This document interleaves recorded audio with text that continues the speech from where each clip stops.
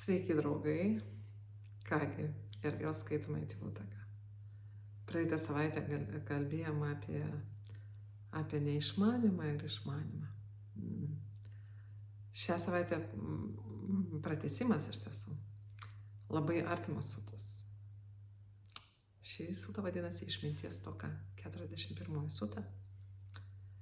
Vienuoliai, visiškai beturtis yra tos būtybės, kurios stokoja tauriosios išminties.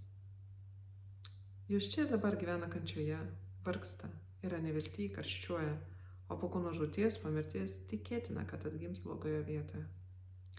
Vienuolių be stokos gyvena būtybės, kurios nestokoja tauriosios išminties.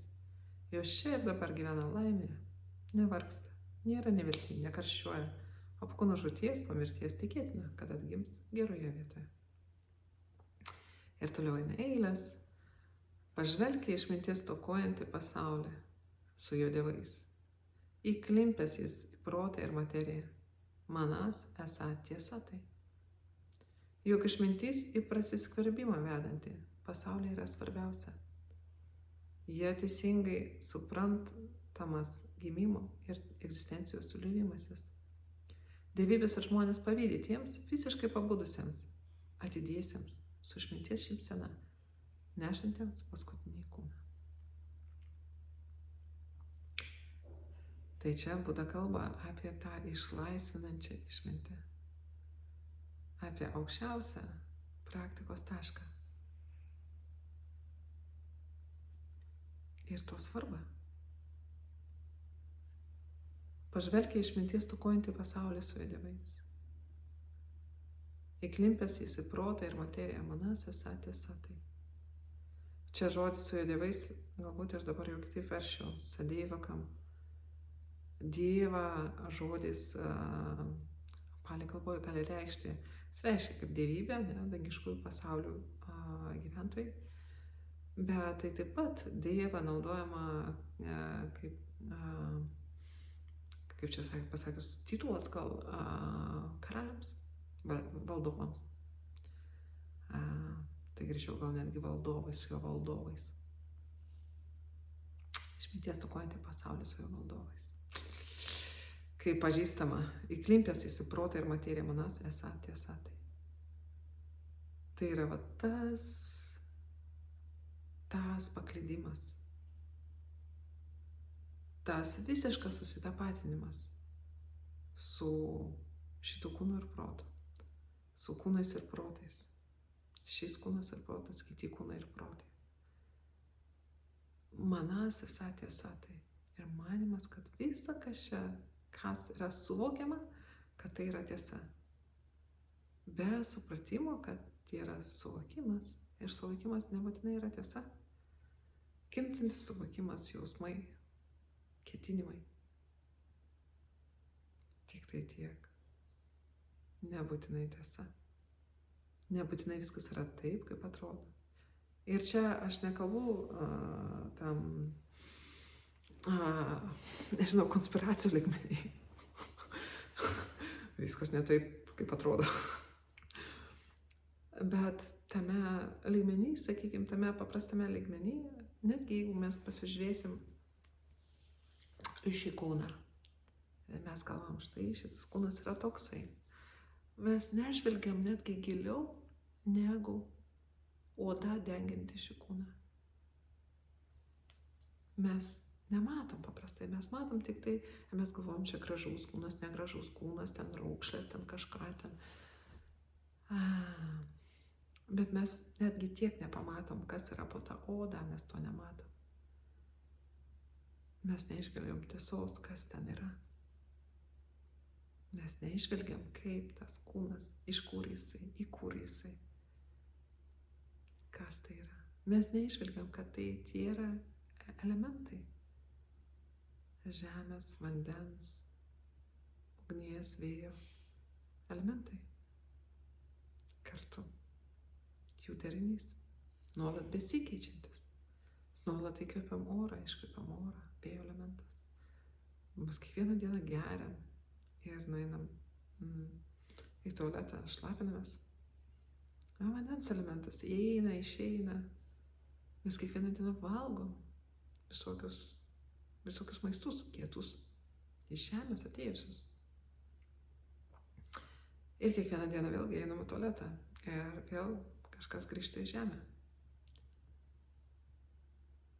Tai iš žemės į žemę, iš vandens į vandenį, iš šilumos į šilumą,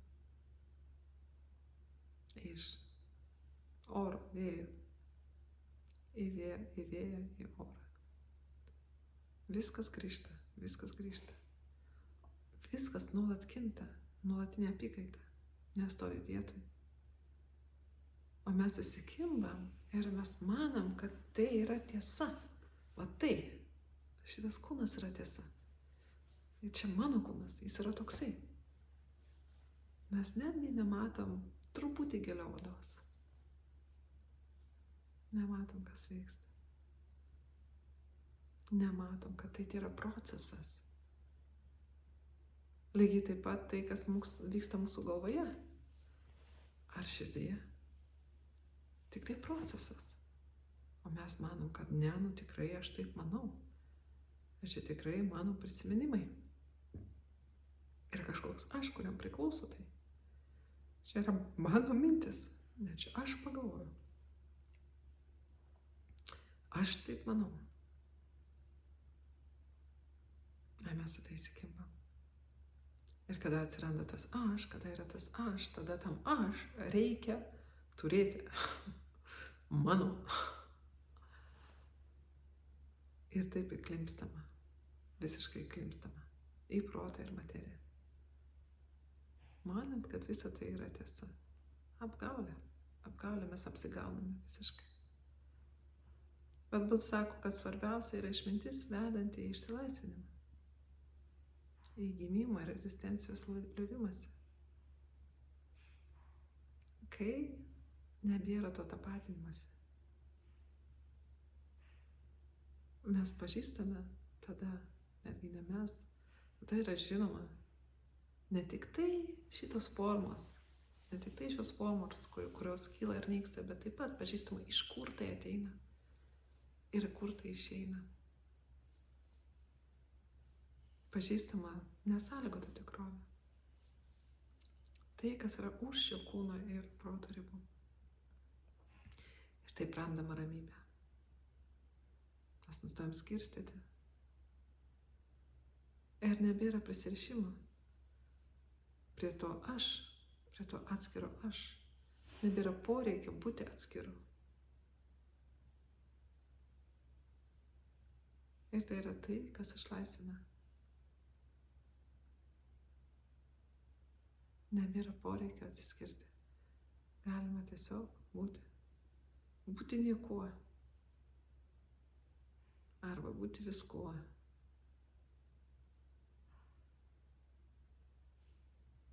Išsilaisvinimas iš tiesų nėra nupasakojimas. Tai galima tik tai patirti.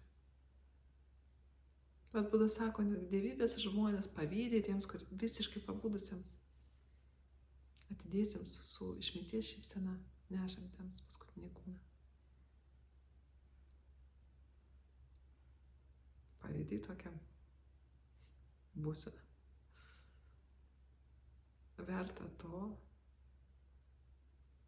kad skirti laiko, dėmesio, kad tai atrastume.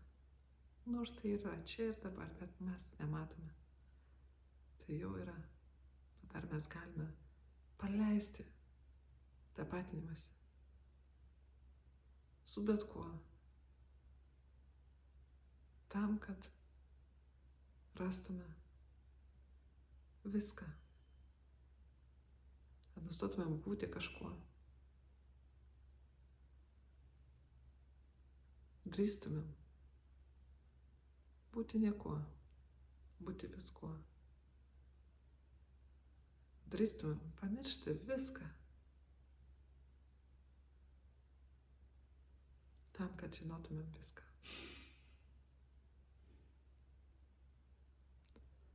Štai toks įkvepiantis šiandien pamokymas apie išmintį, išlaisvinančią išmintį. Buda ragina mus Sako, kad jeigu turėsite išmintį, jums nieko netruks. Nes nebus nieko, kam galėtų kas nors trūkti. Argi viskam gali kas nors trūkti? Argi viskas gali ką nors stokoti? Ar niekas gali ką nors stokoti? Štai taip, to jums ir linkiu, kad jums nieko nestokotų. Kad turėtume viską. Geros savaitės ir iki kito pirmadienio.